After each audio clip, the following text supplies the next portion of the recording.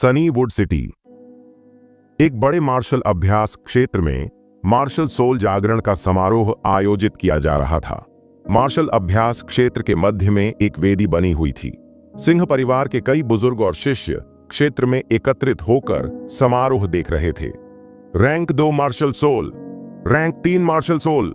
समारोह की होस्ट करने वाले बुजुर्ग ने लगातार सिंह परिवार शिष्यों की जागृत मार्शल सोल की रैंक की घोषणा किया। मार्शल सोल का स्तर मार्शल विशेषज्ञ की साधना की प्रतिभा को दर्शाता है। रैंक 2 और रैंक 3 मार्शल सोल दोनों ही सामान्य मार्शल सोल थे और उन्हें औसत दर्जे का माना जाता था। मार्शल अभ्यास क्षेत्र में कई लोगों की नजरें 2 युवकों पर टिकी थीं, जो आखिरी लाइन में खड़े थे। एक ने चैती रंग के कपड़े पहने हुए थे और दूसरे ने बैंगनी रंग के कपड़े पहने हुए थे। वे दोनों बहुत सुंदर थे। चैती रंग के वस्त्र पहने उस युवक का नाम दक्ष था, जो सिंह परिवार का यंग मास्टर और सिंह परिवार के मुखिया का बेटा था। बैंगनी वस्त्र पहने वह युवक सिंह परिवार के पहले बुजुर्ग का बेटा था। वे दोनों ही सभी निम्न श्रेणी के शिष्यों, विशेषकर दक्ष के बीच उच्च प्रतिभा वाले शिष्य थे। यंग मास्टर ने 15 साल की उम्र में लेवल 9 बॉडी टेम्परिंग क्षेत्र को पूरा कर लिया था और वह सभी निम्न श्रेणी के शिष्यों के बीच शीर्ष प्रतिभाशाली था। इसलिए हर कोई यह देखने के लिए उत्सुक थे कि वह मार्शल सोल के किस स्तर को जागृत करेंगे। पहली लाइन में बैंगनी कपड़े पहने मोहित ने दक्ष को देखा, जो उसके बगल में था। उसने व्यंग्य करते हुए कहा, तुम्हें पूरे सिंह परिवार का शीर्ष प्रतिभाशाली कहा जाता है। मुझे उम्मीद है कि तुम एक मार्शल सोल को जगा सकते हो जो तुम्हारी पहचान के योग्य है। मोहित की आंखें व्यंग्य से भरी थीं। उसके पास बहुत ही उच्च प्रतिभा थी, लेकिन सिंह परिवार में दक्ष की उससे ज्यादा चर्चा थी। शीर्ष प्रतिभा के तथाकथित उपनाम ने दक्ष को इतना प्रसिद्ध बना दिया कि उसने मोहित का सम्मान परिवार में खत्म हो गया था। परिणाम स्वरूप मोहित हर बार उसके बाद दूसरे स्थान पर ही रह पाता था। हालांकि मोहित बहुत गुस्से में था, क्योंकि जिस लड़की को वह पसंद करता था वह भी दक्ष को पसंद करती थी। अब उसका मौका आखिरकार आ ही गया था। जब तक वह दक्ष से भी उच्च स्तर की मार्शल सोल को जगा सकता है, वह सिंह परिवार के बीच पहला प्रतिभाशाली की सम्मान प्राप्त कर सकेगा। हालांकि दक्ष ने बिना किसी उकसावे के कुछ नहीं कहा, क्योंकि वह स्पष्ट रूप से जानता था कि मोहित उसके प्रति शत्रुतापूर्ण है। तभी होस्ट बुजुर्ग ने कहा, अगला नंबर दक्ष। दक्ष तुरंत वेदी की ओर बढ़ा। ठीक इसी समय सभी लोगों की नजरें उस पर टिक गया और पूरा मार्शल क्षेत्र तुरंत शांत हो गया। वे सोच रहे थे कि सिंह परिवार के पहले प्रतिभाशाली मार्शल सोल दक्ष का स्तर क्या होगा। वेदी में प्रवेश करने के बाद दक्ष अपनी आंखें कसकर बंद करके पालथी मारकर बैठ गया। वेदी के नीचे से चमकते हुए धीरे धीरे ऊर्जा निकला और दक्ष के शरीर में प्रवेश कर गया। दक्ष के वेदी में प्रवेश करने के बाद आसपास के सिंह परिवार के शिष्यों ने कानाफूसी शुरू कर दी। क्या तुम लोग अनुमान लगा सकते हो कि यंग मास्टर दक्ष मार्शल सोल के किस स्तर को जागृत कर सकते हैं? यंग मास्टर होने के नाते उनकी मार्शल सोल का स्तर बहुत ऊंचा होना चाहिए। तुम सही हो। उन्होंने 15 साल से भी कम उम्र में लेवल 9 बॉडी टेम्परिंग क्षेत्र हासिल कर लिए हैं, इसलिए वह एक बेहद उच्च स्तर के मार्शल सोल को जगाना चाहिए। शिष्यों की कानाफूसी के बीच अधिकाधिक चमकते हुए ऋण वेदी के ऊपर दिखने लगे और दक्ष के शरीर को ढकने लगे। अपनी पैर मोड़कर और आंखें बंद करके दक्ष ने तेजी से सांस लेना शुरू कर दिया और धीरे धीरे दहाड़ने जैसी आवाजें उठने लगीं। सभी की सांस रुक गई और वे वेदी की ओर ध्यान से देखने लगे। धमाका! अंततः एक शक्तिशाली धमाके के साथ एक काली छाया अचानक उसके शरीर से उठी। ये काली छाया एक बड़ी भंवर थी, जिसके अंदर एक अथाह काला होल था, जिससे लोगों को ठंड का एहसास हो रहा था। उसी समय छाया के ऊपर एक पीला प्रभा मंडल दिखाई दिया। आह! सभी सिंह परिवार के लोगों की आंखें तुरंत चमक उठीं। वहां केवल एक ही प्रभा मंडल क्यों है? उसकी मार्शल सोल रैंक 1 है। यह कैसे संभव है? हर कोई दंग रह गया, यहां तक कि मोहित भी चौंक गया और उसका मुंह खुला रह गया। उसने यह उम्मीद नहीं की थी कि दक्ष केवल रैंक 1 मार्शल सोल को ही जागृत करेगा। रैंक 1 मार्शल सोल सबसे निम्न थी और पूरी तरह से बेकार थी। वेदी पर पैर मोड़कर बैठे दक्ष ने धीरे से अपनी आंखें खोलीं। जब उसने अपनी मार्शल सोल को देखा तो वह भी अचंभित रह गया। Rank 1 martial soul. दक्ष ने अपने होठों पर एक कड़वी मुस्कान के साथ बड़बड़ाया। उसने कभी नहीं सोचा था कि वह एक सबसे कम रैंक वाली मार्शल सोल को जगाएगा। थोड़ी देर बाद सभी को होश आ गया और मार्शल अभ्यास क्षेत्र में अचानक कोलाहल मच गया। ओह, मेरी आंखें मुझे धोखा दे रही हैं।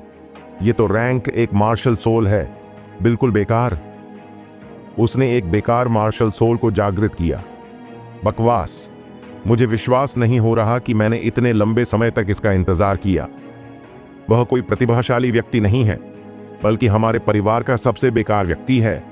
सभी दर्शक इस मामले के बारे में बात कर रहे थे और सिंह परिवार के सभी बुजुर्गों और शिष्यों ने दक्ष के बारे में अपना दृष्टिकोण बदल दिए। वे पहले उसे आदर और प्रशंसा की दृष्टि से देखते थे, लेकिन अब वे उसे निराशा और तिरस्कार की दृष्टि से देख रहे थे। वेदी पर दक्ष अपनी मुट्ठियां भींचकर धीरे धीरे खड़ा होने में कामयाब हो गया। उसने चारों ओर देखा और उनके हाव भाव देखे। कितने घमंडी लोग हैं वे। दक्ष मन ही मन व्यंग्यात्मक ढंग से मुस्कुराया। पहले जब वह बहुत प्रतिभाशाली माना जाता था तो सभी लोग उसका आदर करते थे। वह जहां भी जाता था सभी लोग उसके पास आते थे और उसकी पीठ थपथपाते थे। अब जब उसने एक बेकार मार्शल सोल को जागृत किया तो वे सब तुरंत उसे घृणा की दृष्टि से देखने लगे। थोड़ी देर बाद दक्ष ने एक गहरी सांस ली और वेदी से नीचे उतर आया। अगला मोहित, होस्ट बुजुर्ग ने आश्चर्य से कहा। दक्ष की ओर देखते हुए उसने चुपके से अपना सिर हिलाया। पहले वाला जीनियस अब जीनियस नहीं रहा। यह सुनकर मोहित गर्व से भरी नजर से वेदी की ओर चला गया। जब वह दक्ष के पास से गुजरा तो वह ठंडी हंसी हंसा और तिरस्कार पूर्वक बोला, मैं तुम्हें अपना प्रतिद्वंद्वी मानता था, लेकिन अब से प्रतिद्वंद्विता खत्म हो गई है और मैं तुम्हें हमेशा अपने पैरों तले रौंद दूंगा। मोहित को बहुत खुशी हुई। अब जबकि दक्ष ने सबसे निम्न रैंक की मार्शल सोल को जागृत किया था, दक्ष उसके जूते चाटने के भी लायक नहीं रह गया था। भले ही उसने एक कमजोर मार्शल सोल को जागृत किया हो, फिर भी यह दक्ष की तुलना में अधिक बेहतर होगी। ये शब्द कहने के बाद मोहित वेदी की ओर बढ़ा। उसके उकसावे का जवाब दिए बिना दक्ष मार्शल अभ्यास क्षेत्र में लौट आया और शांति से समारोह का अवलोकन किया। मार्शल अभ्यास क्षेत्र में खड़े होकर उसने महसूस किया कि कुछ तिरस्कार भरी निगाहें उस पर टिकी हुई हैं और उसे अपने चारों ओर शिष्यों के चेहरे पर तिरस्कार भरी भाव देखा। दक्ष का दिल धड़कना बंद नहीं कर सका। आखिरकार स्वर्ग से नरक में गिरने का एहसास वाकई यातनापूर्ण था। अब मोहित वेदी पर पैर मोड़कर बैठ गया। काली वेदी से चमकते हुए रून निकले और उसके शरीर में प्रवेश कर गए। मार्शल अभ्यास क्षेत्र फिर से शांत हो गया और हर कोई उसकी मार्शल सोल को देखने के लिए उत्सुक था। दक्ष ने एक बेकार मार्शल सोल को जागृत किया था, इसलिए यह असंभव था कि मोहित एक और बेकार को जागृत कर सके, अन्यथा सनीवुड सिटी में सिंह परिवार एक मजाक बन जाएगा। चीख। जैसा कि सभी को अनुमान था, मोहित के शरीर से अचानक एक जानवर की दहाड़ निकली। एक विशाल सांप की छाया उसके सिर के ऊपर उठी। सांप की छाया के चारों ओर 5 चमकदार पीले प्रभामंडल थे। होस्ट बुजुर्ग उसकी मार्शल सोल को देखकर दंग रह गया। फिर वह उत्साह से चिल्लाया, 5 प्रभामंडल, यह रैंक 5 मार्शल सोल है, law scaled python. Rank 5 martial soul Sunnywood city में सबसे ऊंचा था। अंत में सिंह परिवार में एक और प्रतिभा दिखाई दिया। मोहित की मार्शल सोल को देखकर पूरा मार्शल अभ्यास क्षेत्र सन्नाटे में डूब गया। इसके बाद वहां पुनः हंगामा मच गया। Rank 5 martial soul. हा, सिंह परिवार में शीर्ष प्रतिभा प्रकट हुआ। भाई मोहित हमारे सिंह परिवार का पहले प्रतिभाशाली व्यक्ति निकले। दक्ष कुछ भी नहीं है। तुम सही हो, दक्ष के पास केवल एक बेकार मार्शल सोल है, उसकी तुलना मोहित से नहीं की जा सकती। सिंह परिवार के सभी शिष्यों ने मोहित को प्रशंसा की दृष्टि से देखा। वेदी पर मोहित ने देखा कि उसने रैंक 5 मार्शल सोल को जागृत किया और भीड़ से आश्चर्य और प्रशंसा सुना। उसके दिल में गर्व की भावना जाग उठी। और उसे लगा कि सब कुछ कितना अच्छा है। वह बहुत उत्साहित था और सोच रहा था कि कोई भी उसका मुकाबला नहीं कर सकता। वह अहंकार से दक्ष की ओर मुड़ा और व्यंग्य भरी आंखों से उसे देखा, मानो कह रहा हो, मैं अब से हमेशा तुम्हें अपने पैरों तले रौंदूंगा। मोहित के गर्वित चेहरे को देखने और भीड़ से प्रशंसा सुनने के बाद दक्ष ने अपने दिल में आह भरी और मार्शल अभ्यास क्षेत्र छोड़ दिया। मार्शल अभ्यास क्षेत्र से निकलकर दक्ष सीधे अपने कमरे में वापस चला गया। एक पत्थर की बेंच पर बैठे हुए वह मार्शल अभ्यास क्षेत्र में जो कुछ हुआ उस पर विचार कर रहा था। वह इस बात से भी आश्चर्यचकित था कि उसके पास इतनी निम्न रैंक की मार्शल सोल थी।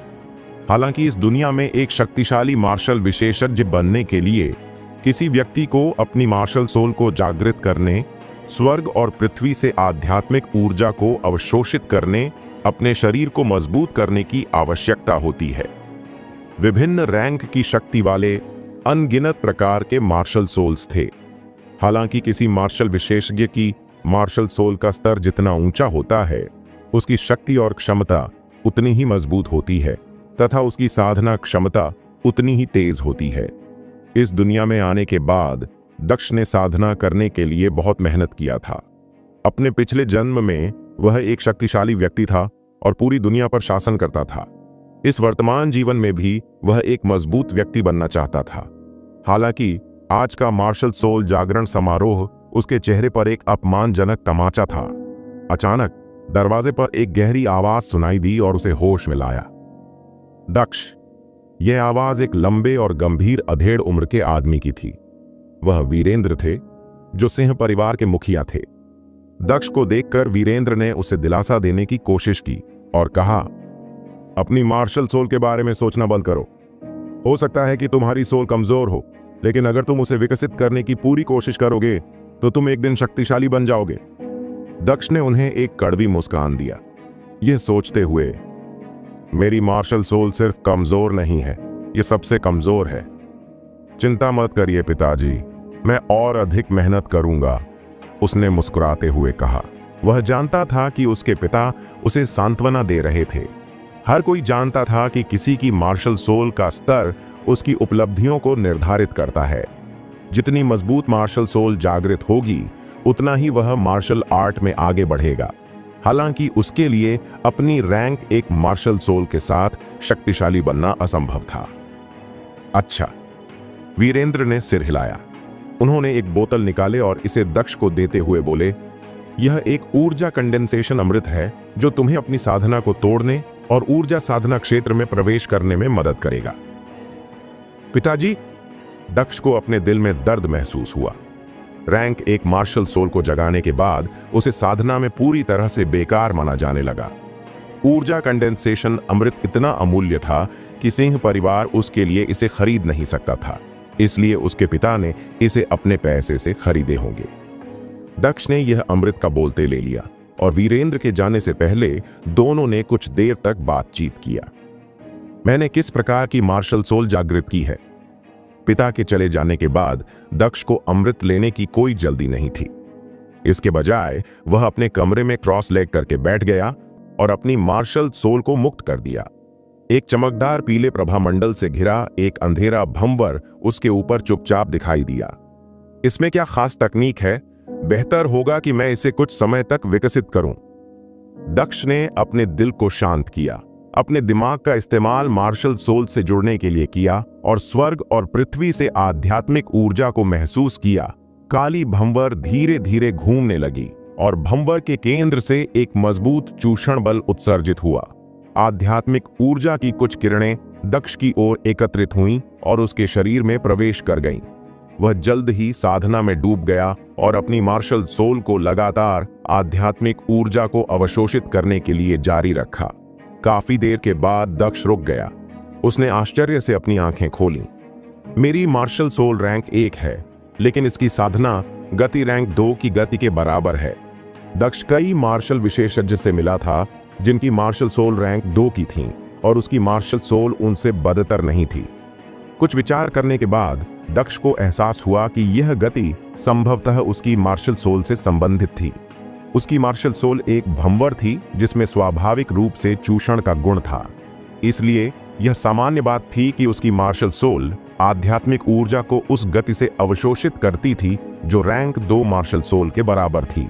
उसने अपने पिता द्वारा दिया गया ऊर्जा कंडेंसेशन अमृत निकाला और ऊर्जा साधना क्षेत्र में प्रवेश करने के लिए तैयार हो गया। मार्शल आर्ट की शुरुआत में व्यक्ति को लेवल 9 बॉडी टेम्परिंग दायरे क्षेत्र को पूरा करना होगा।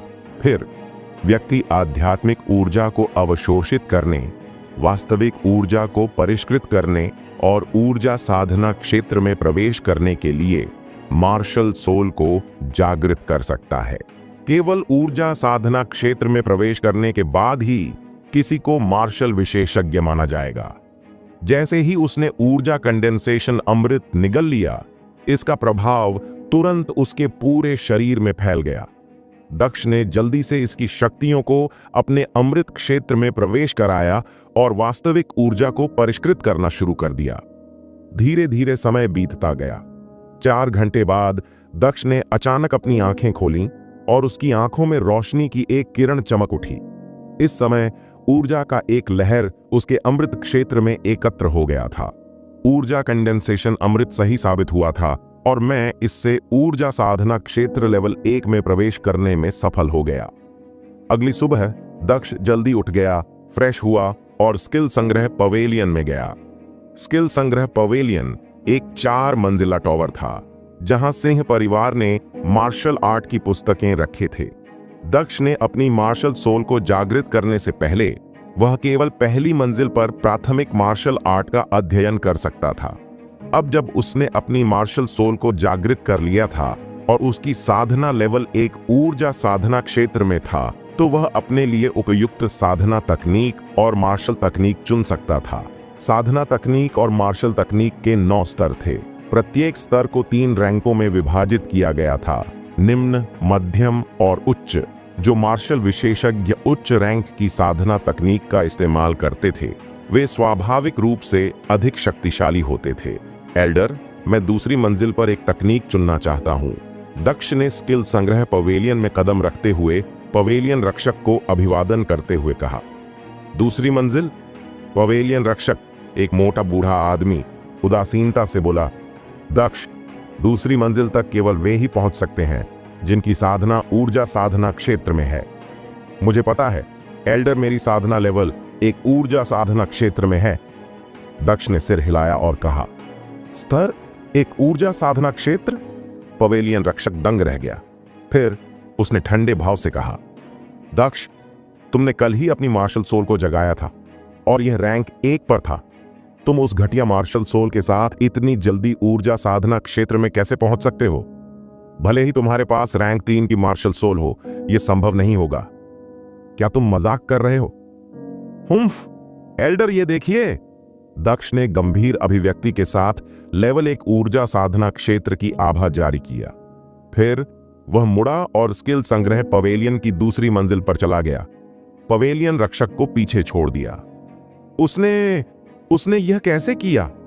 पवेलियन रक्षक दंग रह गया, लेकिन फिर वह तिरस्कार पूर्वक हंसा और खुद से कहा, मुखिया ने उसे कुछ कीमती अमृत दिए होंगे, लेकिन वह अभी भी अपनी घटिया मार्शल सोल के साथ ज्यादा आगे नहीं जा पाएगा।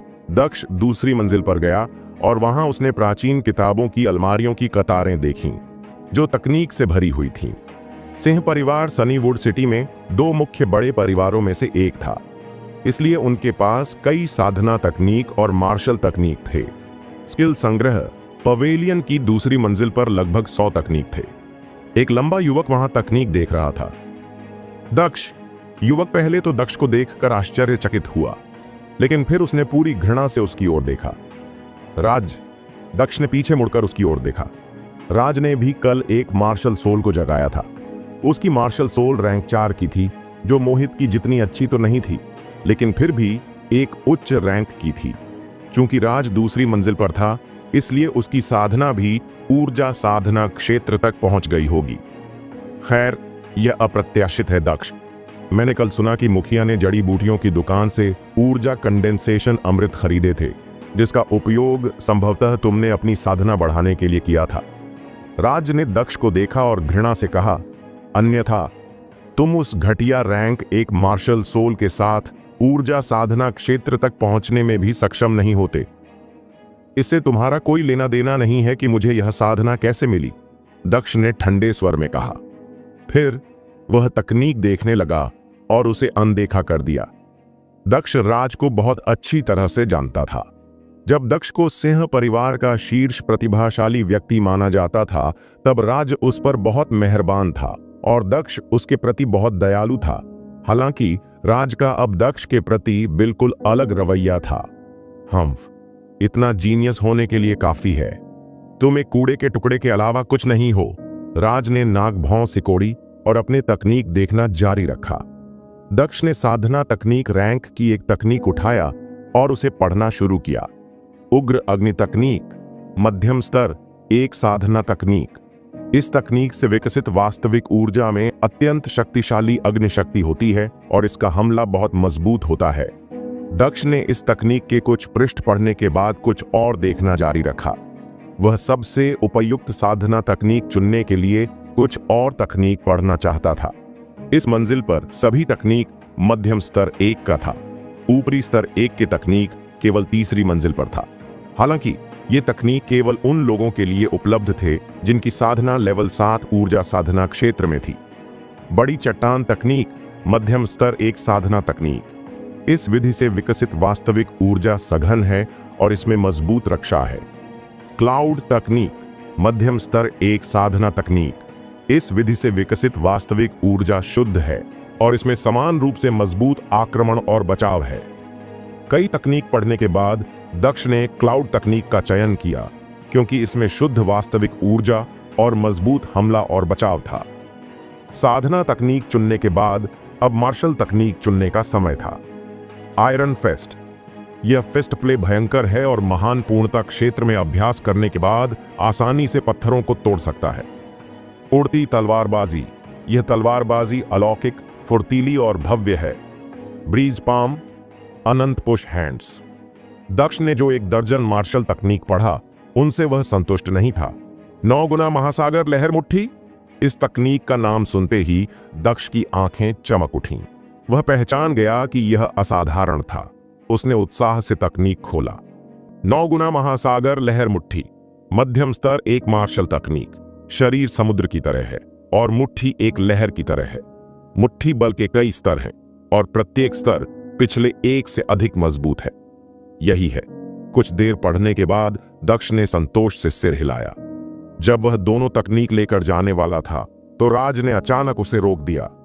दक्ष, 9 गुना महासागर लहर मुट्ठी नीचे रखो, राज घमंड से चिल्लाया। दक्ष ने उसकी ओर देखा और पूछा, क्यों?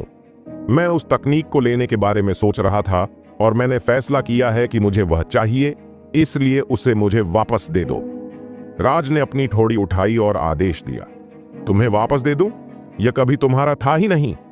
दक्ष ने उपहास करते हुए कहा, तकनीक अब मेरी है, इसीलिए तुम इसे नहीं ले सकते। क्या तुम्हें यकीन है? राज की आंखें ठंडी हो गईं और उसने कहा, दक्ष, क्या तुम जानते हो कि मुझे नाराज करने का क्या परिणाम होगा? क्या परिणाम होंगे? दक्ष ने मुस्कुराते हुए कहा, मुझे कुछ नहीं पता, कृपया मुझे बताओ।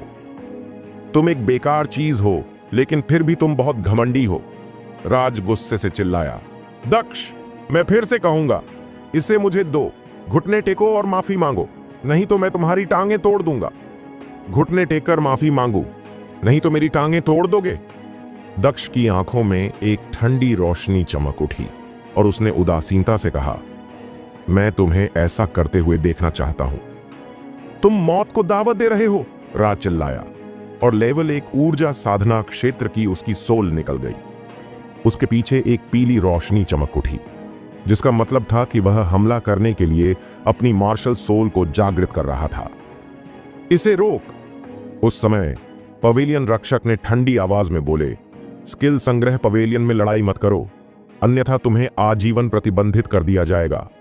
इन शब्दों ने राज को रोक दिया। एल्डर, मुझे खेद है, मैं नियमों का उल्लंघन नहीं करूंगा, राज ने जल्दी से एल्डर से कहा और अपना गुस्सा दबा लिया। भले ही वह दक्ष को सबक सिखाना चाहता था, लेकिन राज ने नियमों का उल्लंघन करने की हिम्मत नहीं की। यदि उसे स्किल संग्रह पवेलियन से आजीवन प्रतिबंधित कर दिया गया तो यह बहुत बड़ी क्षति होगी। आज तुम्हारा भाग्यशाली दिन है, मैं तुम्हें अगली बार नहीं छोड़ूंगा। राज ने दक्ष की ओर मुड़कर गुर्राहट के साथ कहा। बेवकूफ! दक्ष ने उसकी ओर देखा और जाने के लिए मुड़ा। क्या कहा तुमने? राज फिर से क्रोधित हो गया। उसने जाते हुए दक्ष को घूरा और गुस्से में अपने दांत पीसने लगा। चूंकि उसने रैंक 4 मार्शल सोल को जागृत किया था, इसलिए सिंह परिवार में उसकी स्थिति बहुत बढ़ गई थी और अन्य लोग उसके प्रति विनम्र थे। आज उसे इस बेकार आदमी द्वारा एक घटिया मार्शल सोल के साथ अपमानित किया गया और इससे वह पागल हो गया। लानत है, मैं तुम्हें इसकी कीमत चुकानी पड़ेगी। दक्ष जैसे ही अपने कमरे में वापस आया, वह साधना शुरू करने के लिए इंतजार नहीं कर सका।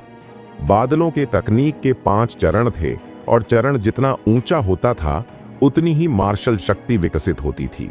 इसके अलावा साधना तकनीक के उच्च चरण का मतलब था अधिक शक्तिशाली आक्रमण और तीव्र साधना। दक्ष ने अगले कुछ दिनों तक साधना जारी रखा। कमरे में उसकी मार्शल सोल का काला भंवर घूम रहा था और आध्यात्मिक ऊर्जा दक्ष के चारों ओर लिपटे हुए थे। उसकी साधना धीरे धीरे बढ़ रही थी। जब दक्ष साधना कर रहा था, तो यह खबर कि उसने रैंक 1 मार्शल सोल को जागृत किया है, पूरे सनीवुड सिटी में फैल गई। यंग मास्टर और सिंह परिवार के पहले प्रतिभाशाली व्यक्ति को अप्रत्याशित रूप से एक घटिया मार्शल सोल मिला। इससे सनीवुड सिटी में हलचल मच गई और कई लोगों ने उसे मजाक की तरह लिया। 5 दिन बाद दक्ष ने साधना करना बंद कर दिया। मेरी मार्शल सोल का स्तर इतना कम है कि यह मेरी साधना को धीमा कर रहा है, दक्ष ने आह भरी। 5 दिनों की कड़ी मेहनत के बाद उसकी साधना में मामूली सी ही वृद्धि हुई। इस दर पर लेवल 2 ऊर्जा साधना क्षेत्र में प्रवेश करने में कम से कम 6 महीने लगेंगे।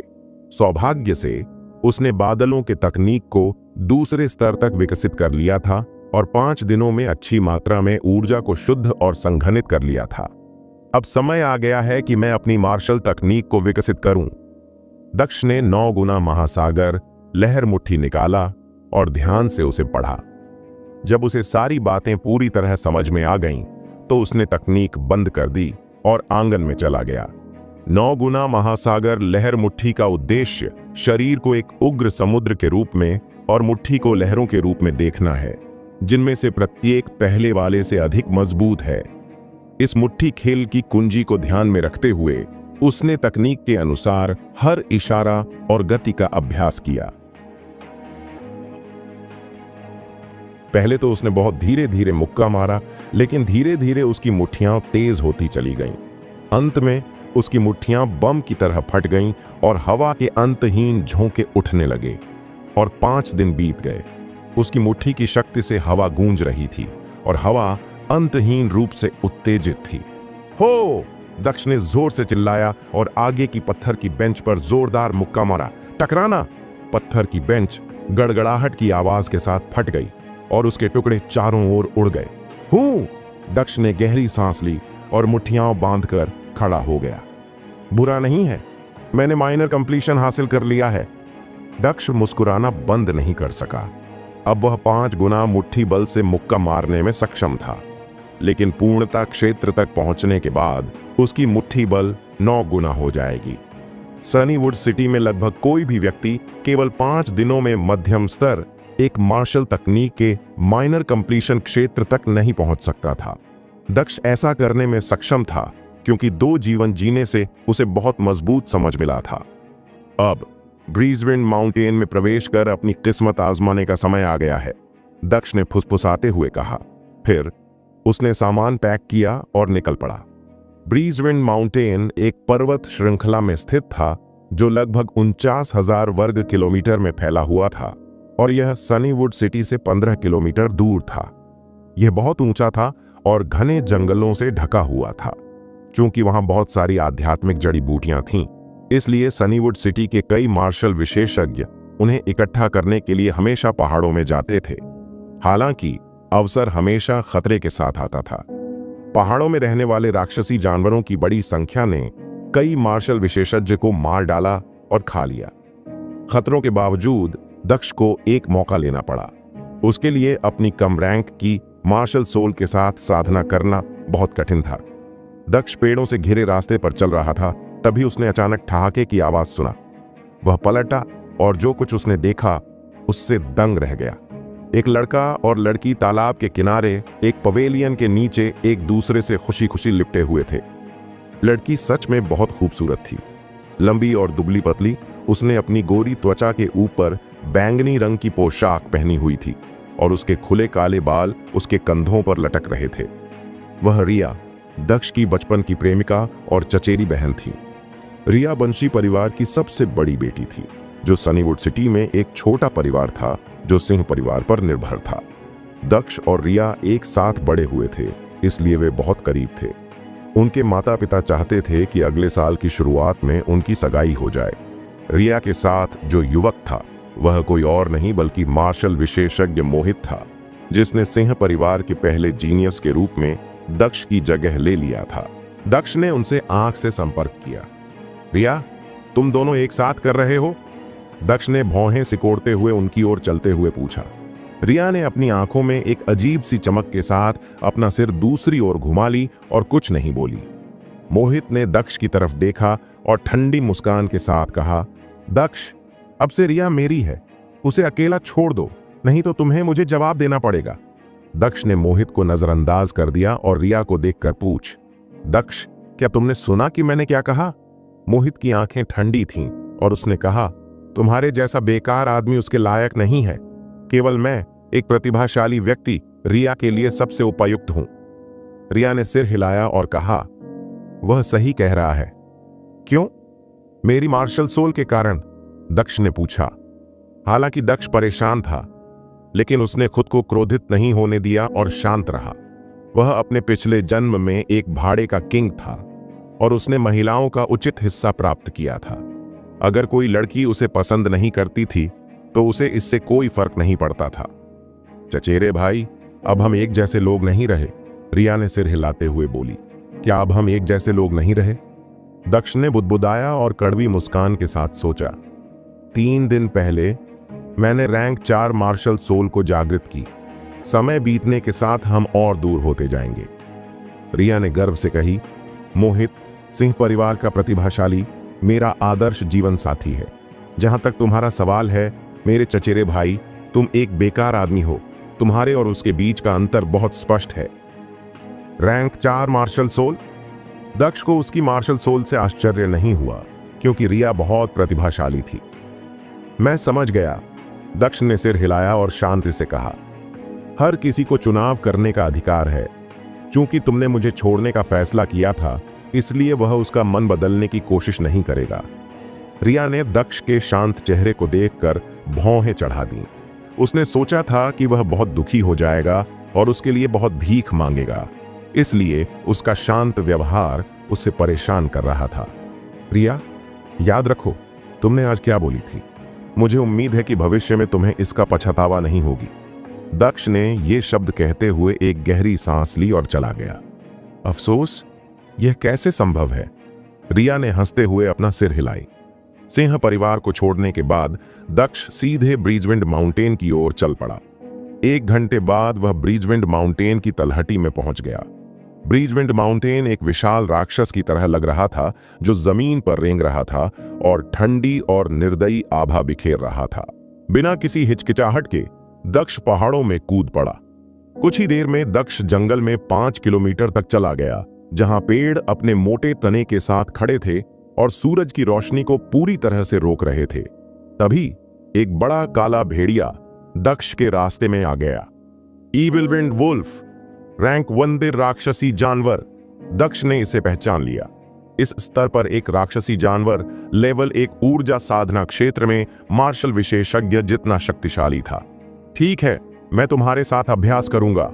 दक्ष एक उड़ते हुए तीर की तरह आगे बढ़ा और अपनी मुट्ठी से ईविल विंड वुल्फ पर प्रहार किया, जो मजबूत वास्तविक ऊर्जा से ढका हुआ था। 9 गुना महासागर लहर मुट्ठी, चीखें। दक्ष के हमले से ईविल विंड वुल्फ क्रोधित हो गया। दहाड़ते हुए उस पर झपटा। उसके तेज भेड़िए के पंजे उसके सिर की ओर बढ़े। टकराना! पंजे और मुट्ठियां एक दबी हुई आवाज के साथ टकराईं। Boom boom boom.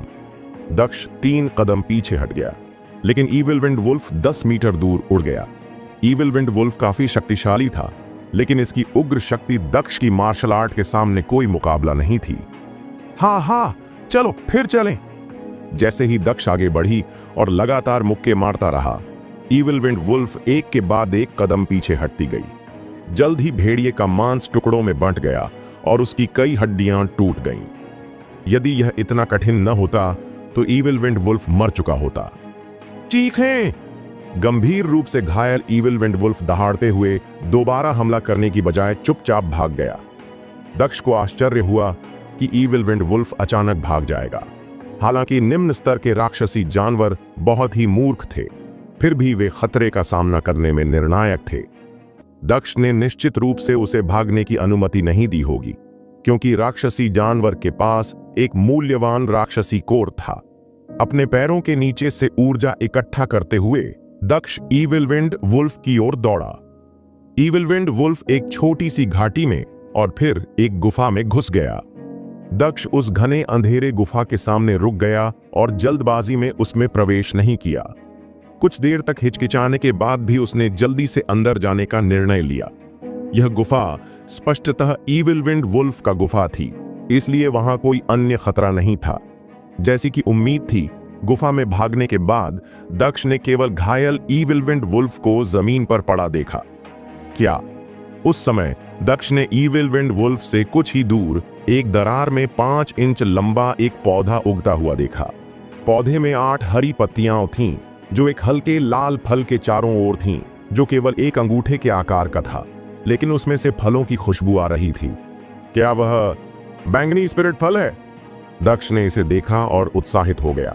बैंगनी स्पिरिट फल एक मध्यम स्तर एक स्पिरिट फल था, जो स्तर 4 ऊर्जा साधना क्षेत्र से नीचे के मार्शल विशेषज्ञ की साधना को एक स्तर तक बढ़ा सकता था।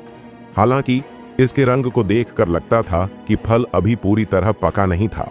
फिर भी इस फल को खाने से दक्ष की साधना स्तर 2 ऊर्जा साधना क्षेत्र तक बढ़ जाएगी। ईविल विंड वुल्फ ने बैंगनी स्पिरिट फल खाने के लिए गुफा को अपना ठिकाना बनाया होगा। चीखें! दक्ष को गुफा में प्रवेश करते देख घायल ईविल विंड वुल्फ ने दहाड़ते हुए बैंगनी स्पिरिट फल की ओर झपट्टा मारा। धत तेरी की! दक्ष घबरा गया। अगर ईविल विंड वुल्फ ने बैंगनी स्पिरिट फल निगल लिया तो सारी उम्मीदें खत्म हो जाएंगी। मरना! दक्ष ने दहाड़ते हुए अचानक कदम बढ़ाया। ऊर्जा उसके पैरों के नीचे से बाहर निकली, जिसने उसे ईविल विंड वुल्फ के ऊपर धकेल दिया। 9 गुना महासागर लहर मुट्ठी! अपनी ऊर्जा को चरम सीमा तक करने के बाद दक्ष ने अपनी 5 गुना मुट्ठी की शक्ति से ईविल विंड वुल्फ के सिर पर जोरदार प्रहार किया।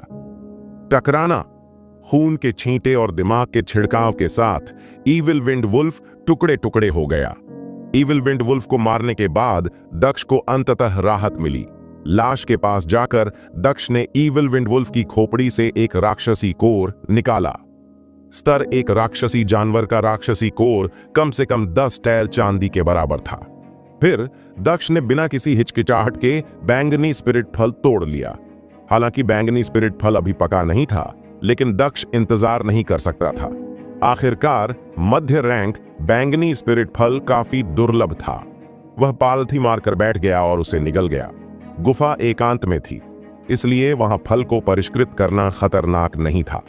जैसे ही बैंगनी स्पिरिट फल निगला लिया, इसका मजबूत औषधीय प्रभाव दक्ष के पूरे शरीर में फैल गया। दक्ष ने जल्दी से अपनी सांस रोक लिया और ध्यान केंद्रित किया, ताकि वह अपने मेरिडियन में बहने वाले प्रभावों को वास्तविक ऊर्जा में स्थानांतरित कर सके और उन्हें अपने अमृत क्षेत्र में निर्देशित कर सके। थोड़ी देर बाद दक्ष का अमृत क्षेत्र प्रचुर मात्रा में ऊर्जा से भर गया। मैंने अंततः स्तर 2 ऊर्जा साधना क्षेत्र में प्रवेश किया है, दक्ष ने आश्चर्य से कहा और संतोष से सिर हिलाया। बैंगनी स्पिरिट फल ने न केवल उसे स्तर 2 ऊर्जा साधना क्षेत्र तक पहुंचने में मदद की, बल्कि उसे स्तर 2 ऊर्जा साधना क्षेत्र में भी पदोन्नत किया। अब दक्ष की ऊर्जा पहले की तुलना में 2 गुनी सघन हो गया था। वह स्पष्ट रूप से महसूस कर सकता था कि उसकी इंद्रियां पहले की तुलना में अधिक तीव्र थीं। मुझे जाने से पहले अपनी साधना को स्थिर कर लेना चाहिए। दक्ष मुस्कुराया और फिर से साधना शुरू कर दिया। एक काले भंवर मार्शल सोल उसके पीछे से निकली और धीरे धीरे घूमने लगी। तभी कुछ अजीब घटना घटी। मृत ईविलविंड वुल्फ की रक्त ऊर्जा और ऊर्जा सभी को भंवर मार्शल सोल द्वारा चूस लिया गया था। इसके अलावा एक भ्रामक पशु सोल धीरे धीरे शव से ऊपर तैरती हुई आई और भंवर मार्शल सोल द्वारा निगल ली गई। दक्ष के शरीर में प्रवेश करने के बाद ईविलविंड वुल्फ की सारी रक्त ऊर्जा एक मजबूत ऊर्जा में परिवर्तित हो गई। दक्ष ने महसूस किया कि उसकी ऊर्जा में बहुत वृद्धि हुई है और वह स्तर 2 ऊर्जा साधना क्षेत्र के शिखर के करीब पहुंच गया है। यह क्या है? दक्ष सदमे से कांप उठा। क्या एक मार्शल सोल रक्त ऊर्जा को निगल सकती है? क्या एक मार्शल सोल पशु सोलों को खा सकती है? दक्ष ने ऐसी मार्शल सोल के बारे में न तो कभी सुना था और न ही देखा था। उसके आश्चर्य के बीच में ही कुछ अजीब बात घटी। भंवर मार्शल सोल, जिसने जानवर सोल को निगल लिया था, कंपन करने लगी और फिर पीले प्रकाश के साथ विस्फोट हो गया। पहले वाले पीले प्रभा मंडल के स्थान पर अब यह 2 पीले प्रभा मंडलों से चमक रहा था। भंवर मार्शल सोल अब आध्यात्मिक ऊर्जा को अवशोषित करने में पहले की तुलना में 2 गुनी तेजी से थी। क्या? हालांकि दक्ष आमतौर पर एक शांत व्यक्ति था, लेकिन उस पल वह उत्साह से भर गया था। हर कोई जानता था कि किसी की मार्शल सोल का पद जन्म के समय निर्धारित होता है और जागृति के बाद अपरिवर्तित रहता है। यह एक शाश्वत अपरिवर्तनीय सत्य था। एक मार्शल विशेषज्ञ की प्रतिभा का विकास मुख्य रूप से उसकी मार्शल सोल के स्तर से निर्धारित होता था। दक्ष की मार्शल सोल ने इस दुनिया के तर्क को तोड़ दिया था। उसकी मार्शल सोल रैंक 1 से रैंक 2 तक पहुंच चुका था। यदि वह पर्याप्त मात्रा में पशु सोलों को खा सके तो उसका मार्शल सोल स्तर पृथ्वी रैंक और स्वर्ग रैंक तक भी बढ़ सकता है। स्वर्ग रैंक, यह कितना रोमांचक होगा। दक्ष बहुत उत्साहित महसूस कर रहा था। हाँ। थोड़ी देर बाद दक्ष शांत हो गया, लेकिन हंसने से खुद को रोक नहीं सका। क्या समय यात्री के रूप में यही मेरी किस्मत है? उसने सोचा। जागृति के बाद से दक्ष अपनी मार्शल सोल के स्तर से उदास महसूस कर रहा था। इससे पहले उसे अपनी मार्शल सोल की विशेष क्षमता के बारे में पता नहीं था। हालांकि यह अलौकिक क्षमता उनकी सभी अपेक्षाओं से अधिक थी। दक्ष के उत्साह ने उसका सारा अवसाद दूर कर दिया। मैं अब से तुम्हें भक्षक मार्शल सोल कहूंगा, दक्ष ने हंसते हुए कहा। उसके बाद दक्ष जल्दी से गुफा से बाहर निकल गया और राक्षसी जानवरों को मारने और जानवरों की सोलों को खाने के लिए इंतजार नहीं कर सका। अगले 2 दिनों में दक्ष ने पागलों की तरह 50 से अधिक राक्षसी जानवरों मार दिया। इन जानवरों में से 10 राक्षसी जानवर रैंक 2 स्तर 1 के थे और अन्य रैंक 1 स्तर 1 के थे। सभी राक्षसी जानवरों के सार, रक्त और पशु सोलों को खा लेने के बाद न केवल दक्ष की साधना स्तर 3 ऊर्जा साधना क्षेत्र तक पहुंच गई थी, बल्कि उसकी मार्शल सोल भी रैंक 3 तक पहुंच गई थी। उन राक्षसी जानवरों को मारने से उसकी मुक्काबाजी में भी काफी सुधार हुआ था। उसकी 9 गुना महासागरीय लहर मुट्ठी में अब 6 गुना शक्ति था और उसका हमला बहुत बढ़ गया था। दक्ष गुफा में पैर मोड़कर बैठा था। काले रंग की भक्षक मार्शल सोल उसके पीछे 3 चमकदार पीले प्रभामंडलों के साथ दिख रहा था। आसपास की आध्यात्मिक ऊर्जा तेज प्रवाह के साथ दक्ष के शरीर में समाहित हो रही थी। जब उसकी मार्शल सोल रैंक 3 तक पहुंच गई तो वह रैंक 1 की तुलना में आध्यात्मिक ऊर्जा को अवशोषित करने में 10 गुना तेज थी। थोड़ी देर बाद दक्ष ने अपनी आंखें खोला। स्तर 3 ऊर्जा साधना क्षेत्र में मेरी साधना पूरी तरह से स्थिर होने के साथ मैं अधिक शक्तिशाली राक्षसी जानवरों को मार सकता हूं। दक्ष ने उत्साहपूर्वक मुस्कुराया। अपनी साधना और मार्शल सोल की प्रगति के बाद दक्ष फिर से गुफा में लौट आया था। आखिरकार पिछले 2 दिनों में उसकी साधना में हुई तेज वृद्धि को अच्छी तरह से स्थिर करने की आवश्यकता थी। पिटर पटर अचानक गुफा के बाहर से कदमों की आवाज सुनाई दी। भाई प्रतीश, बैंगनी स्पिरिट फल इस गुफा में है और यह शायद लगभग पक चुका होगा। सावधान रहो, मुझे लगता है कि एक ईविल विंड वुल्फ इसकी रखवाली कर रहा है। हाँ, एक साधारण ईविल विंड वुल्फ? मैं इसे अपने हाथ के एक घुमाव से मार सकता हूं। आवाजें सुनकर दक्ष ने 2 लंबे युवकों को गुफा में प्रवेश करते देखा। इन दोनों युवकों द्वारा छोड़ी गई ऊर्जा उतनी मजबूत नहीं थी। सामने वाला सुंदर युवक शिखर स्तर 2 ऊर्जा साधना क्षेत्र में था, जबकि लंबे चेहरे वाला युवक अब भी प्रारंभिक स्तर 2 ऊर्जा साधना क्षेत्र में था। जब उन्होंने दक्ष को देखा तो उनके भाव बदल गए। वे बैंगनी स्प्रिट फल के बिना खाली डंठल को देखने लगे। अरे, क्या तुमने हमारा बैंगनी स्प्रिट फल ले लिया है? प्रतीश दक्ष पर चिल्लाया। तुम्हारा बैंगनी स्प्रिट फल? आध्यात्मिक जड़ी बूटियां पहाड़ों में प्राकृतिक रूप से उगती हैं, इसलिए यह उचित है। यह तुम्हारा कहां से है? दक्ष ने व्यंग्य किया। भाड़ में जाओ, हमारे आध्यात्मिक फल लेने की तुम्हारी हिम्मत कैसे हुई? लंबे चेहरे वाला युवक संकेत चिल्लाया। हमें 10 दिन पहले बैंगनी स्प्रिट फल मिला था और हम बस इसके पकने का इंतजार कर रहे थे। तुमने इसे लेने की हिम्मत कैसे की? तुम इतने परिचित कैसे लग रहे हो? प्रतीश ने अचानक अपनी आंखों में चमक के साथ कहा, मुझे याद है, तुम दक्ष हो, रैंक 1 की मार्शल सोल वाला एक कचरा का टुकड़ा। ओ, यह तो तुम हो, संकेत ने तिरस्कार पूर्वक कहा। क्या तुम दोनों चौहान परिवार से हो? दक्ष ने उनके कपड़ों पर चौहान परिवार का प्रतीक देखा, जो सनीवुड सिटी के 2 शीर्ष परिवारों में से एक था। चौहान परिवार और सिंह परिवार सनीवुड सिटी के 2 सबसे शक्तिशाली परिवार थे और वे लगातार एक दूसरे से लड़ते और झगड़ते रहते थे। बिल्कुल, चलो मुझे फल दो, संकेत ने अहंकार से चिल्लाया। भूल जाओ, मैं इसे पहले ही निगल चुका हूं, दक्ष ने उदासीनता से कहा। क्या? दोनों व्यक्ति तुरंत क्रोधित हो गए। चूंकि उन्होंने बैंगनी स्पिरिट फल के लिए आधे महीने से अधिक समय तक इंतजार किया था, तो वे इस बात से नाराज कैसे नहीं हो सकते थे कि अंत में उन्हें कुछ भी नहीं मिला। लानत है, तुमने मेरे फल खाने की हिम्मत कैसे की? मेरे सामने घुटने टेको और अपनी साधना नष्ट करो या मरो, प्रतीश गुस्से में चिल्लाया। घुटने टेकूं? मैं अपनी ही साधना नष्ट करूं? दक्ष अवाक रह गया।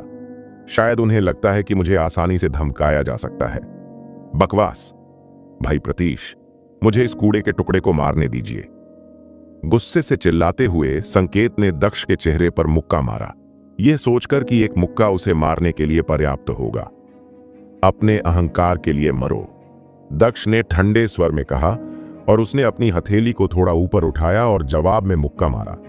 संकेत ने व्यंग्य किया, क्या तुम मरना चाहते हो?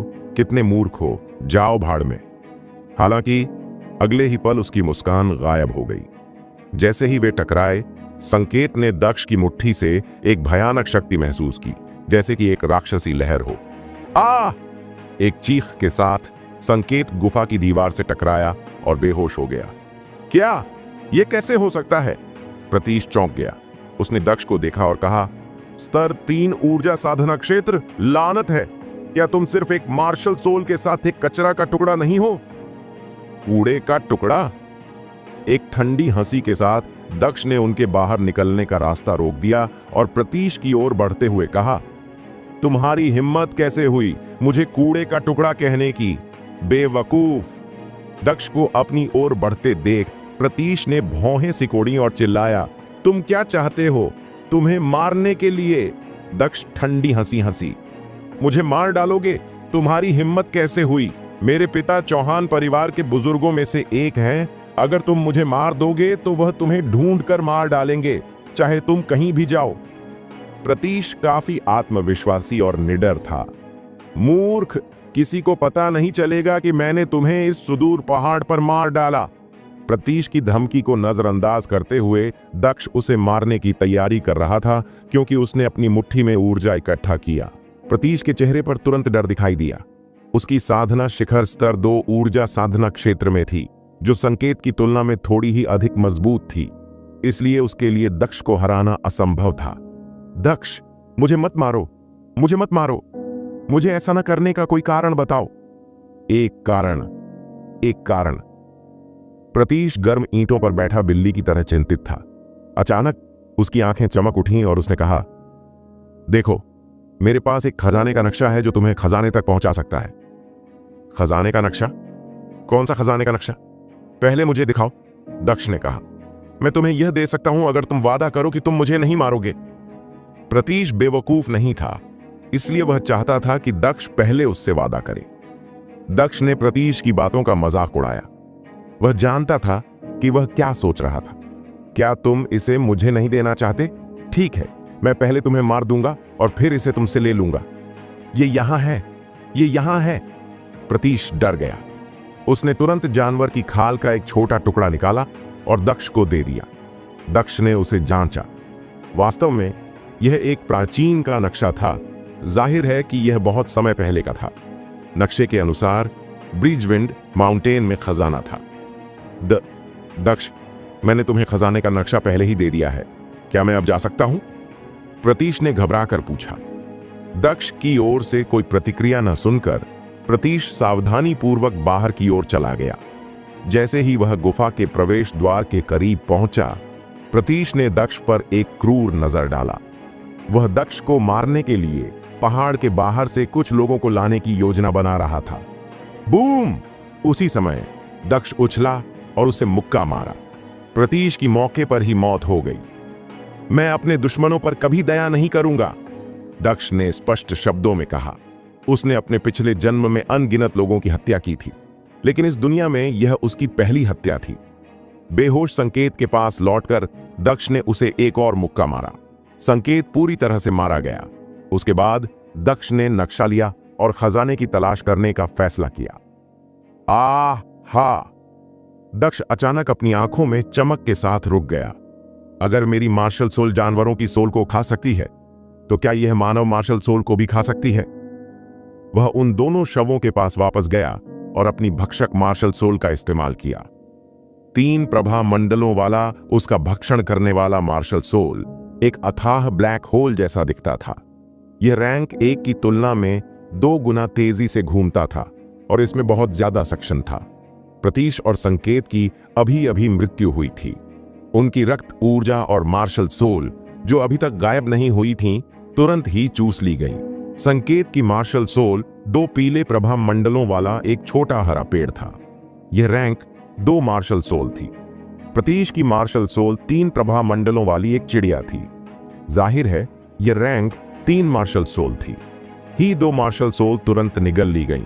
दक्ष ने महसूस किया कि उसकी अपनी मार्शल सोल हिल रही है और उसके 3 प्रभा मंडल अधिक चमकने लगे।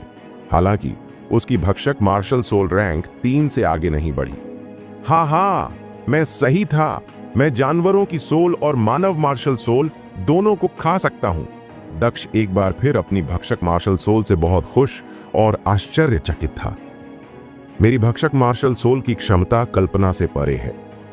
इसमें न केवल प्रगति करने की क्षमता थी, बल्कि यह दूसरों की मार्शल सोल को भी खा सकता था। यदि दक्ष ने लड़ाई में अपनी मार्शल सोल को छोड़ दिया, तो उसके दुश्मन की मार्शल आत्मा उनके नियंत्रण से बाहर हो जाएगी और उसके द्वारा निगल ली जाएगी। खैर, अब खजाना खोजने का समय आ गया है। इस आश्चर्य का आनंद लेते हुए दक्ष गुफा से बाहर निकल गया। पहाड़ों में दक्ष अपने नक्शे के मार्गदर्शन में जंगल से गुजरा। वह पूरे समय अत्यंत सावधान रहा। वह ब्रिजविंड माउंटेन में 25 किलोमीटर से अधिक अंदर था और वहां पास में कई रैंक 4 स्तर एक राक्षसी जानवर थे और यहां तक कि कुछ रैंक 5 के भी थे। वह अपनी वर्तमान शक्ति से रैंक 4 स्तर एक राक्षसी जानवरों को नहीं हरा सकता। रैंक 5 की तो बात ही छोड़िए। इसलिए वह लगातार सतर्क रहता था। अंततः आधे घंटे के बाद दक्ष एक घाटी में पहुंच गया। घाटी का केवल एक ही प्रवेश द्वार था और यह सैकड़ों मीटर ऊंची चट्टानों से घिरी हुई थी। कांटों, झाड़ियों और झाड़ियों से भरा यह स्थान अत्यंत वीरान लग रहा था। दक्ष अपने आसपास के वातावरण के प्रति सतर्क रहा और खतरे का पहला संकेत मिलते ही भागने के लिए तैयार रहा। हालांकि खजाने महत्वपूर्ण थे, परंतु उसके जीवन से अधिक महत्वपूर्ण कुछ भी नहीं था। दक्ष ने देखा कि यह घाटी ही वह स्थान था जो मानचित्र पर अंकित था। उसने आसपास के वातावरण की सावधानी पूर्वक जांच की और जल्द ही एक चट्टान की दीवार पर एक बड़ी दरार देखा। यह एक क्षैतिज दरार थी जो सैकड़ों मीटर लंबी थी और एक विशाल अथाह मुंह की तरह दिखती थी। वहां पर घास फूस उगी हुई थी और वह आसानी से नजर नहीं आती थी। दक्ष ने अंदर झांकते हुए भौहें सिकोड़ी। पहले वाली छोटी गुफा से भी बदतर यह दरार उदास, ठंडी और अज्ञात खतरे से भरी थी। थोड़ी देर हिचकिचाने के बाद दक्ष ने दांत पीसते हुए अंदर प्रवेश किया। चूंकि वह पहले ही यहां आ चुका है, इसलिए उसे कुछ तो खोजना ही होगा। खतरा? दक्ष को कभी भी खतरे का डर नहीं रहा। जैसे जैसे वह दरार में आगे बढ़ता गया, उसकी दृष्टि धुंधली होती गई। अंततः वह पूरी तरह अंधकार से घिर गया। दक्ष ने अपनी दृष्टि सुधारने के लिए वास्तविक ऊर्जा का उपयोग किया और चलना जारी रखा। कुछ क्षण बाद दरार में बना रास्ता धीरे धीरे नीचे की ओर ढलानदार होने लगा। उसने अनुमान लगाया कि वह लगभग 10 मीटर नीचे था। आगे चलने पर दक्ष को ठंडी हवा का एहसास हुआ और बहते पानी की आवाज सुनाई दी। इस परिवर्तन से प्रभावित होकर उसने अपनी गति बढ़ा दी। जल्द ही दक्ष को अचानक एक चमकदार रोशनी दिखाई दी। उसने एक विशाल स्थान देखा जो 5 मीटर से ज्यादा ऊंचा, 7 मीटर से ज्यादा चौड़ा और अथाह लंबा था। यह एक गुप्त भूमिगत दुनिया थी। एक नदी अंतरिक्ष से होकर किसी अज्ञात दिशा की ओर बह रही थी। नदी में मछलियां तैर रही थीं और किनारे पर लगे प्राकृतिक पत्थरों से फ्लोरोसेंट रोशनी पड़ रही थी, जिससे दक्ष को पूरी भूमिगत दुनिया स्पष्ट रूप से देखने में मदद मिल रही थी। पास में ही एक ध्वस्त पत्थर का कमरा था। पत्थर के कमरे के बाहर कई सूखी हड्डियां पड़ी थीं। जाहिर है कि उनके मास्टर की मौत बहुत पहले हो चुकी थी। क्या खजाना दूसरों ने ले लिया है? दक्ष धीरे धीरे चलकर पत्थर के कमरे में प्रवेश किया। 5 मीटर से भी कम लंबाई और चौड़ाई वाला यह कमरा काफी छोटा था और इसका आधा हिस्सा ढह चुका था। बीच में 2 कंकालों के अलावा अंदर कुछ भी नहीं था। यह सोचकर कि खजाना पहले ही ले लिया गया है, दक्ष थोड़ा निराश हुई। तभी वह अचानक आश्चर्यचकित हो गया। उसने पाया कि एक कंकाल सड़ नहीं पाया था तथा उसका रंग हल्का सुनहरा था। कंकाल हल्का सुनहरा क्यों है? दक्ष हैरान था। यह वास्तव में एक मार्शल विशेषज्ञ का कंकाल था, लेकिन उसने कभी हल्के सुनहरे कंकाल के बारे में नहीं सुना था। वह क्या है? दक्ष ने सुनहरे कंकाल के बाएं हाथ में एक प्राचीन और साधारण अंगूठी देखा।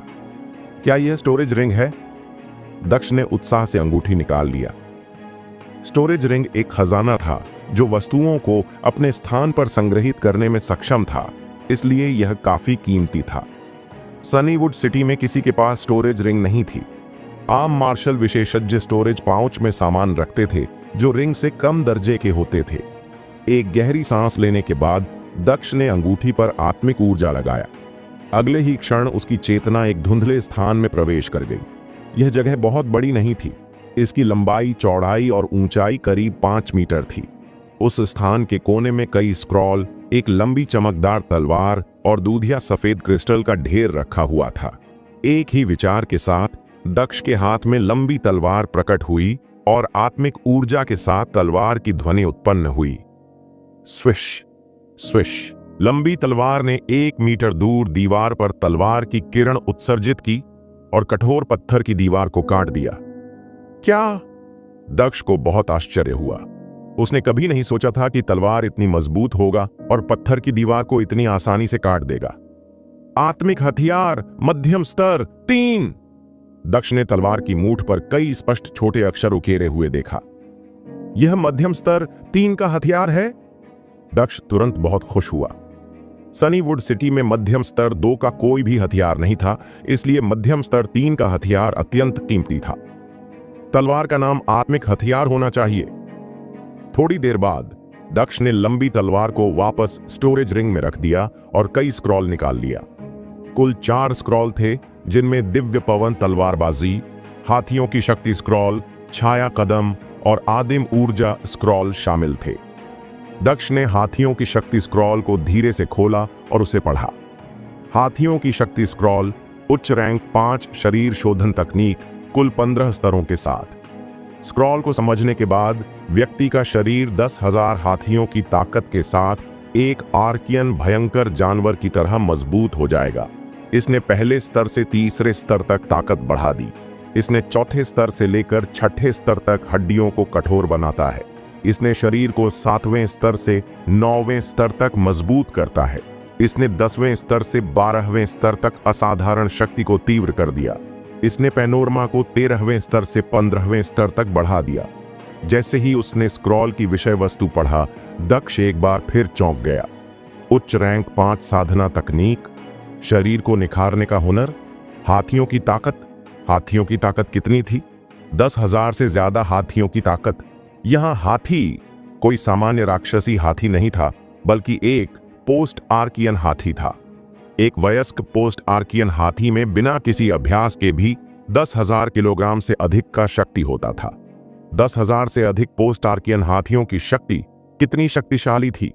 50 करोड़ किलोग्राम, कई अरब किलोग्राम। दक्ष को अचानक यह सारी जानकारी सुनकर बहुत घबराहट महसूस हुई। यह एक उच्च स्तर 5 साधना तकनीक है। यह बताने की आवश्यकता नहीं है कि यह एक शरीर शोधन तकनीक है। दक्ष बहुत खुश था। यह खजाने की खोज वाकई सार्थक था। वह जानता था कि सनीवुड सिटी में स्तर 3 साधना तकनीक के बारे में कोई स्क्रॉल नहीं थी। स्तर 5 साधना तकनीक की तो बात ही छोड़िए।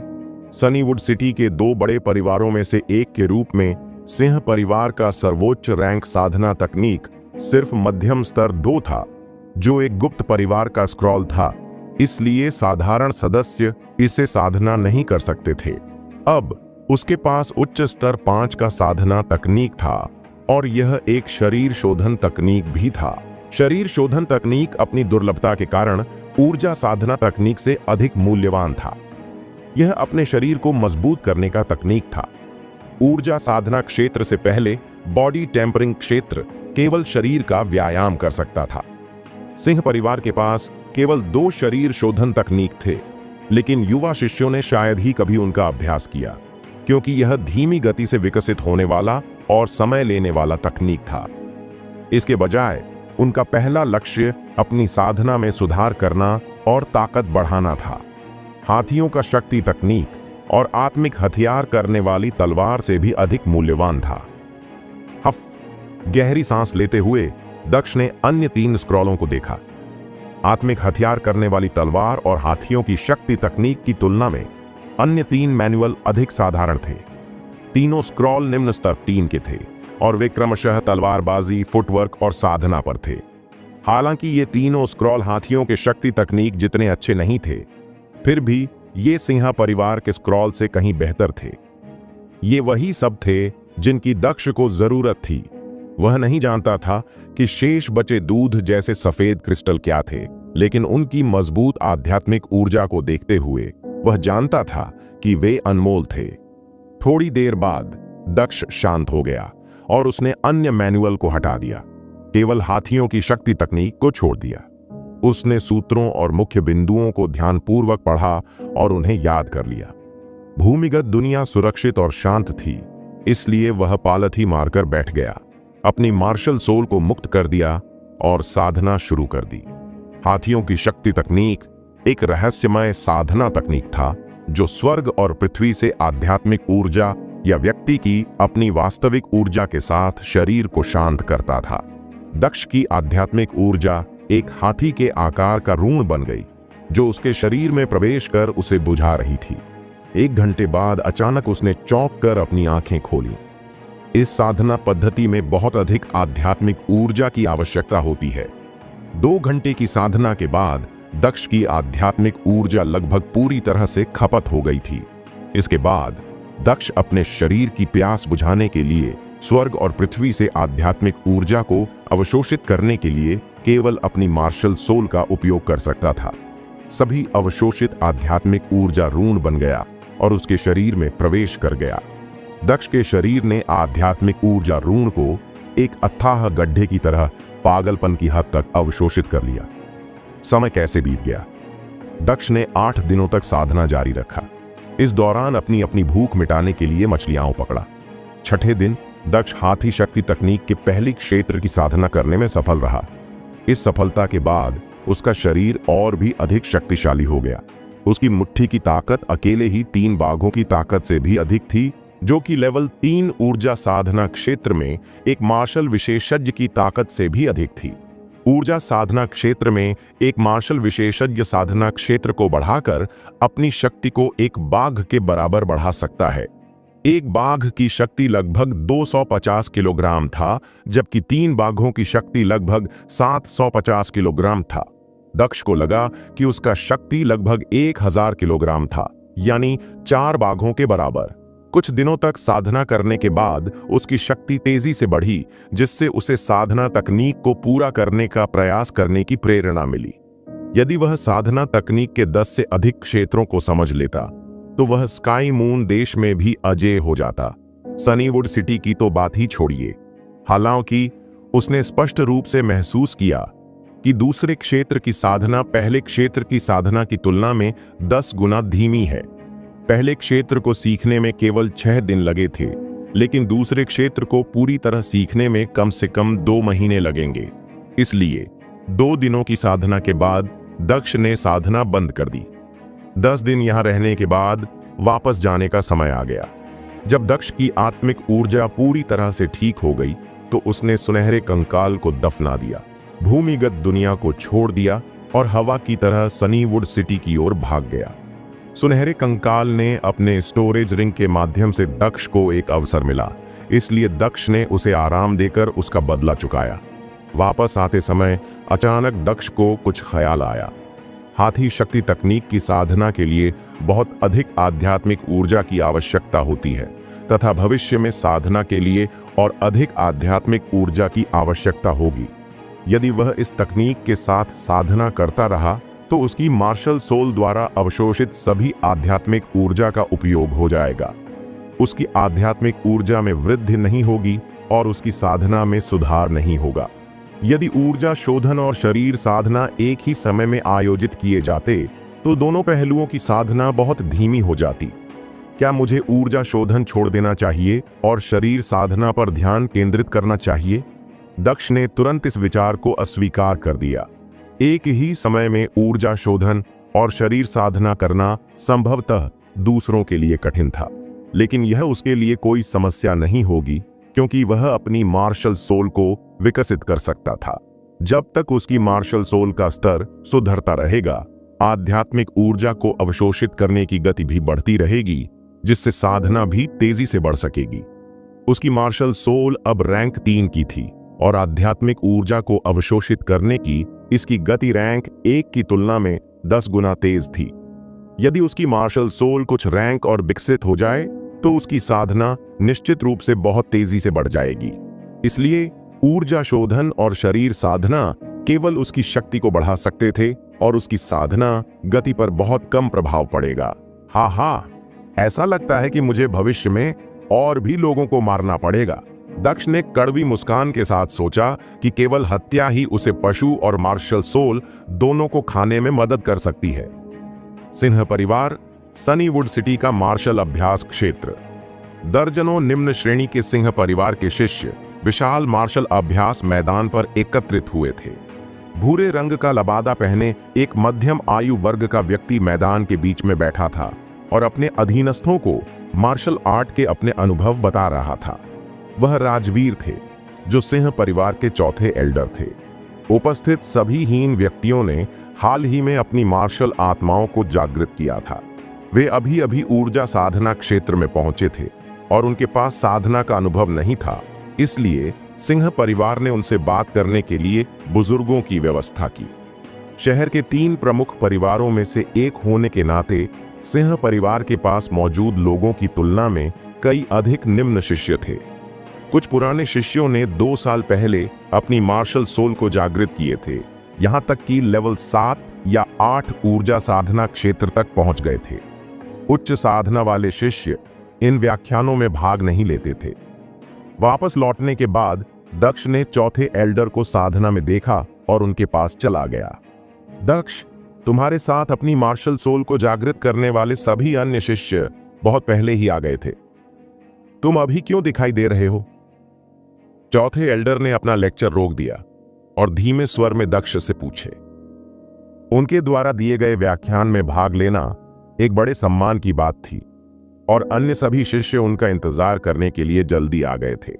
फिर भी दक्ष के देर से आने से पता चला कि उसके मन में एल्डर के लिए कोई सम्मान नहीं था।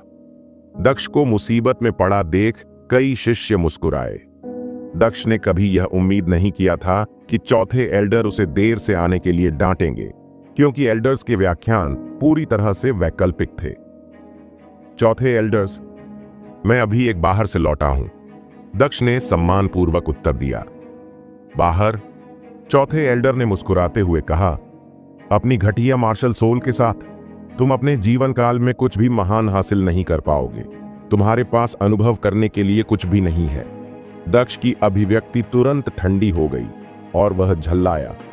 चौथे एल्डर, मैं आपका सम्मान करता हूं क्योंकि आप एक एल्डर हैं, लेकिन आपको पता होना चाहिए कि अच्छे गुणों के बिना एक एल्डर सम्मान के योग्य नहीं है। क्या तुम कह रहे हो कि मैं सम्मान के लायक नहीं हूं? चौथा एल्डर गुस्से से भर गया। एक बेकार मूर्ख, एक बेकार चीज की हिम्मत कैसे हुई उसे भड़काने की? क्या एक एल्डर के तौर पर मुझे कूड़ा कहना तुम्हें सम्मान के अयोग्य नहीं बनाता? दक्ष भी क्रोधित था। जब से उसने अपनी मार्शल सोल को जागृत किया है, न केवल निम्न शिष्यों ने उसका तिरस्कार किया है, बल्कि अब तो बड़े एल्डर्स भी उसके साथ अवमाननापूर्ण व्यवहार करने लगे हैं। क्या वे सब यह सोचते थे कि उसे आसानी से धमकाया जा सकता है? ऐसा लग रहा था कि उसे भविष्य में कम प्रोफाइल नहीं रखना चाहिए। तुम्हारी हिम्मत कैसे हुई? चौथा एल्डर गुस्से में चिल्लाया। क्या मैं गलत हूं? क्या तुम अपनी रैंक एक मार्शल सोल के साथ कचरा और बेकार मूर्ख नहीं हो? क्या सिटी में ऐसा कोई और है जिसके पास इतनी घटिया मार्शल सोल है? यह सही है, तुम कुछ नहीं बल्कि कचरा हो। तुम हमारे परिवार के लिए कलंक हो। एक शिष्य चिल्लाया। दक्ष ने अपना सिर घुमाया और देखा कि यह राज था जिसने बोला था। राज के शब्दों का अनुसरण अन्य शिष्यों ने भी किया। ठीक है, रैंक एक तुम एक बेकार हो, यह सही है। शर्म आनी चाहिए तुम्हें। राज हंसा और उसके साथ कई शिष्यों ने भी उसकी बात दोहराई। उसने दक्ष की ओर देखा और कहा, दक्ष, बहुत से लोग तुम्हें कूड़ा और निकम्मा कह रहे हैं। क्या तुम्हें अपनी जगह पता है? चौथे एल्डर ने हंसते हुए व्यंग्यात्मक लहजे में कहा, दक्ष, मैंने तुमसे कहा था। दक्ष राज के पास गया और बोला, राज, तुम मुझे कूड़ा और निकम्मा कहते हो, लेकिन मैं तुमसे यह पूछना चाहता हूं, अगर तुम्हें पता चले कि तुम मुझसे अच्छे नहीं हो, तो इससे तुम क्या बन जाओगे? मैं तुम्हारी तरह अच्छा नहीं हूं? हाँ, यह सबसे मजेदार चुटकुला है जो मैंने कभी सुना है। राज ने व्यंग्य किया। दक्ष जितना अच्छा नहीं, वह मजाक कर रहा होगा। दक्ष की आंखों में ठंडक चमक उठी और उसने मुस्कुराते हुए कहा, राज, मैं तुम्हें एक चुनौती दे रहा हूं। क्या तुम इसे स्वीकार करने की हिम्मत रखते हो? उसके शब्दों ने सबको चुप करा दिया।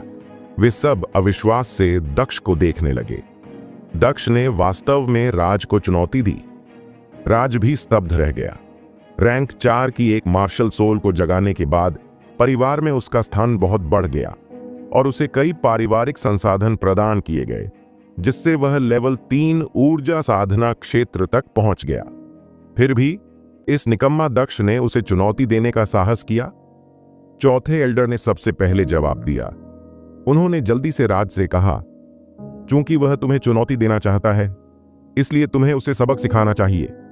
दक्ष के उकसावे ने उसे क्रोधित कर दिया था। एक एल्डर के रूप में वह सीधे अपने अधीनस्थ को दंडित नहीं कर सकता था, लेकिन सौभाग्य से दक्ष ने खुद ही अवसर प्रदान किया। हा, चिंता मत करिए चौथे एल्डर, मैं आपको निराश नहीं करूंगा। राज मुस्कुराया और दक्ष की ओर चला गया। उसकी आंखें द्वेष से चमक रही थीं। जब से दक्ष ने उसे स्किल संग्रह पवेलियन में उकसाया था, तब से वह उसे सबक सिखाने का अवसर तलाश रहा था। इस अप्रत्याशित चुनौती ने उन्हें बहुत उत्साहित कर दिया। दक्ष, तुम मेरी कितने चाल सहन कर सकते हो? 3 या सिर्फ 1? अब जब वह दक्ष को पीटने वाला था तो वह बहुत अच्छे मूड में था। दक्ष ने अपनी तर्जनी उंगली उठाई और उसे हिलाया। आहा, तुम काफी आत्मविश्वास हो। कम से कम तुम्हें पता है कि तुम केवल एक ही चाल सहन कर सकते हो। राज ने ठहाका लगाया। नहीं, मेरा मतलब है कि मुझे तुमसे निपटने के लिए केवल एक चाल की जरूरत है। दक्ष ने अपना सिर हिलाया और शांति से कहा। दक्ष अहंकारी नहीं था। आत्मिक ऊर्जा का उपयोग किए बिना भी उसकी शारीरिक शक्ति लेवल 3 ऊर्जा साधना क्षेत्र के मार्शल विशेषज्ञ की तुलना में कहीं ज्यादा शक्तिशाली था, जो लेवल 4 के मार्शल विशेषज्ञ की शक्ति के बराबर था। एक चाल। दक्ष की बातों से हर कोई हैरान रह गया और उसे मूर्ख समझने लगे। एक ही स्तर के मार्शल विशेषज्ञ के बीच भी एक चाल से दूसरे को हराना दुर्लभ था। दक्ष की तो बात ही छोड़िए, जिसकी साधना राज से बहुत कम था। एक ही चाल में राज को हराना। उन्हें वास्तव में पता नहीं था कि दक्ष घमंडी है या मूर्ख। मुझे एक ही चाल से हरा दोगे? राज को बुरा लगा। उसने सोचा भी नहीं था कि दक्ष जैसा घटिया इंसान उसे इस तरह नीची नजर से देखेगा। अगर मैं आज तुम्हें अपंग नहीं बनाऊंगा तो मेरा नाम राज नहीं होगा। धमाका। एक दहाड़ के साथ राज ने तुरंत अपनी मार्शल सोल को जारी कर दिया और उसके पीछे 4 पीले प्रभामंडल चमक उठे। Rank 4 martial soul. राज की मार्शल सोल एक तेज आंखों वाला राजसी घोषावक था। अपनी मार्शल सोल को जारी करने के बाद राज की आभा तेजी से बढ़ गई। मरो दक्ष। राज ने दहाड़ते हुए सबसे पहले हमला किया और दक्ष की छाती पर पंजों से हमला किया। राज ने अपने सबसे मजबूत तकनीक का इस्तेमाल किया ताकि वह दक्ष को एक ही चाल में हरा सके और दक्ष को उनके बीच की दूरी का पता चल सके। वह यह भी चाहता था कि दक्ष को पता चले कि उसका पहले का गर्व कितना मजाक था। दक्ष ने अपना हाथ उठाया और राज के पंजे पर मुक्का मारा। यह मार्शल सोल या आत्मिक ऊर्जा का उपयोग किए बिना एक साधारण पंच था। राज ने व्यंग्य किया। यह निकम्मा इतना घमंडी था कि वह उसे मुक्का मारकर रोकना चाहता था। असंभव। राज के हाथ से आत्मिक ऊर्जा तेजी से फूट पड़ी और उसकी 5 उंगलियां चांदी के भालों में बदल गईं। वह दक्ष की मुट्ठी तोड़ना चाहता था। इसके बाद जो हुआ वह पूरी तरह अप्रत्याशित था। जब उसका पंजा दक्ष की मुट्ठी से टकराया तो राज को एक मजबूत शक्ति महसूस हुआ जिसने उसके हाथ को दूर धकेल दिया और जाकर उसकी छाती पर लगा। टकराना। मुट्ठी सीधे राज की छाती पर लगा। दक्ष की मुट्ठी से एक भयंकर बल निकला जिससे उसकी छाती में फ्रैक्चर हो गया और हड्डियां छटकने की आवाज आने लगी। राज लगभग 6 मीटर दूर जाकर गिरा और खून से लथपथ होकर जमीन पर गिर पड़ा। दर्शक एकदम शांत थे। सबकी निगाहें उस पर जमी हुई थीं। दक्ष ने राज को एक ही मुक्के से हरा दिया। चौथे एल्डर ने राज की ओर देखा जो अचंभित होकर जमीन पर पड़ा था। यह कैसे हो सकता है? यह कैसे हो सकता है? राज इस नतीजे को स्वीकार नहीं कर पाया और गुस्से से दहाड़ने लगा। हालांकि चिल्लाना खत्म होते ही वह फिर से खून थूकने लगा।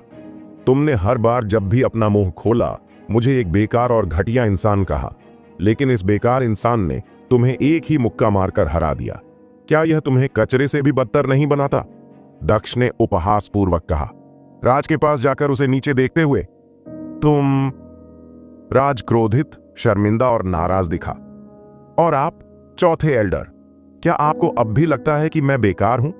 मैंने आपके प्रतिभाशाली राज को हरा दिया है जिसके बारे में आप बहुत सोचते थे। अब वह क्या है? दक्ष ने चौथे एल्डर की ओर देखा। तुम सिर्फ किस्मत से जीते हो। तुम्हें घमंड करने की कोई बात नहीं है। चौथे एल्डर की अभिव्यक्ति अप्रिय थी। साल के अंत में परिवार की प्रतियोगिता 2 महीने में है। जब वह समय आएगा तो तुम्हें हमारे परिवार में मौजूद असाधारण प्रतिभाओं की असली क्षमताओं का एहसास होगा। तुम उनकी तुलना में कुछ भी नहीं हो। केवल किस्मत से? दक्ष ने मुस्कुराते हुए कहा, मैं बहुत भाग्यशाली हूं। शायद केवल किस्मत से मैं परिवार की प्रतियोगिता में उच्च रैंकिंग हासिल करूंगा। इस पर वह पलट कर चला गया।